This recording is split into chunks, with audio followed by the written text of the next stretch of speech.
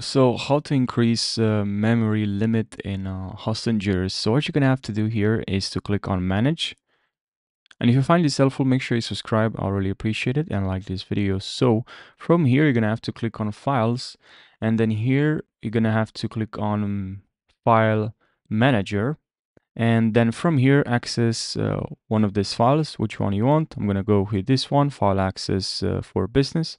Now here, I click on domain and public domain, and then here you should see config. Click on config, and then here make sure you copy the code from the description of this video, and above happy publishing, enter, paste this code that you're gonna find in the description of this video.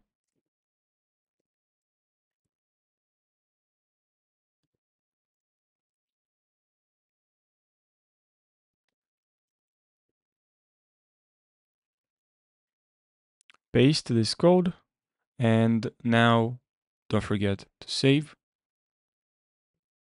And that's what you have to do. So I hope you found this helpful. Thanks for watching, and subscribe for more tutorials.